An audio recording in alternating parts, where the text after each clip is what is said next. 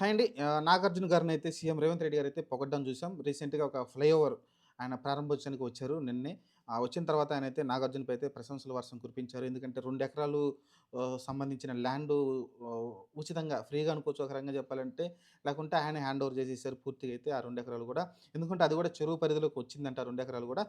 స్వచ్ఛందంగా నాగార్జున గారు అక్కడికి వెళ్ళేసి ఆ డాక్యుమెంట్లు ఏమైనా ఉంటే అవి మొత్తం ప్రభుత్వానికైతే అప్పగిచ్చేసారంట. దానిపైనైతే ఆయన చాలా స్పందించారు మంచిగా. ఎందుకంటే ఎన్ కన్వెన్షన్ తెలిసిందే కదా మనకు హైడ్రా అప్పుడు ఎన్ కన్వెన్షన్ చెరువు పక్కన కట్టుకున్నందుకు అప్పుడు కూల్చేశారు ఎన్ కన్వెన్షన్‌ని. అది కోపం పెట్టుకొని మనసులో ఎలాంటిది ద్వేషం లేకుండా ఆయన స్వచ్ఛందంగా ప్రభుత్వానికి సహకరించారు. ఖచ్చితంగా అతన్ని అభినందించాల్సిందే. అతనే అసలైన హీరో, సూపర్ హీరో అనైతే ఆయనైతే పొగడడం చూసాం రేవంత్ రెడ్డి.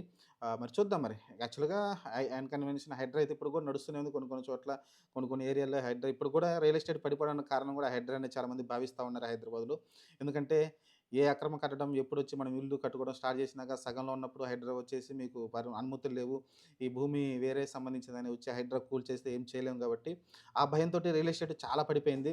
దీనిపైనైతే సీఎం రేవంత్ రెడ్డి కూడా క్లారిటీ ఇవ్వట్లేదు. ఎందుకంటే మీ భూములు ఇక్కడికెళ్లి చెక్ చేపించుకోండి. ఇక్కడ మటుకు మీ భూమి ఉంటే మీకు ఎలాంటి ఇబ్బంది లేదనైతే చెప్పడం కూడా చేయట్లేదు. వాళ్ళైతే క్లారిటీ అయితే ఇవ్వట్లేదు. ఎందుకంటే ఇంతకుముందు ఇదే ఎంఆర్ఓలు ఇదే వీళ్ళే గదా! రిజిస్ట్రేషన్ జేసింది. కాబట్టి మరి ఇప్పుడు ఒక క్లారిటీ అనేది ఇవ్వాల్సి ఉంటుంది. ఇదిగో ఈ యాప్‌లో మీరు చెక్ జేసుకోండి. ఈ యాప్‌లో ఉన్న భూములన్నీ గూడా మీ సొంతం. ఈ యాప్‌లో మీకు భూమి కనిపించిందంటే, మీ సర్వే నంబర్ ఉందంటే, ఆ భూమి మీ సొంతం. లేకుంటే ఆ యాప్‌లో మీకు భూమి సర్వే నంబర్ గాని ఏవన్నీ కనిపించకపోతే అవన్నీ గవర్నమెంట్ భూములనైతే డిసైడ్ చేస్తే ఒక పనయిపోతుంది. అప్పుడు ప్రజలు అప్రమత్తంగా ఉంటారు. చెక్ చేసుకుంటారు.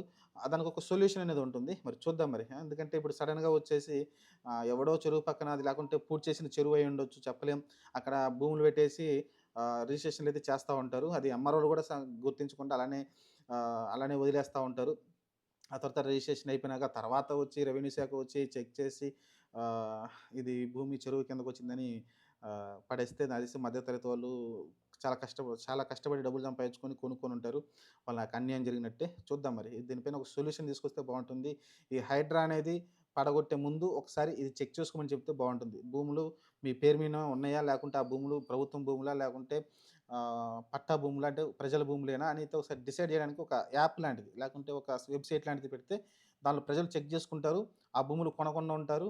లేదా తర్వాత ప్రభుత్వం భూమిని అక్కడేమి కట్టడాలు కట్టుకోకుండా ఉంటారు. ఎందుకంటే ఒకసారి బిల్డింగ్ కట్టాలని తెలిసిందే గదా! మన కింద నుంచి భూమి నుంచి పిల్లర్స్ చేసుకుంటా, ఫూటింగ్ చేసుకుంటా పైకొచ్చిన తర్వాత బిల్డింగ్ పడేశారంటే ఎంత లాస్ అనుకోండి. అతను భూమికి లాస్ అవుతాడు. అలానే కన్స్ట్రక్షన్ చేసినందుకు అతను లాస్ అవుతాడు.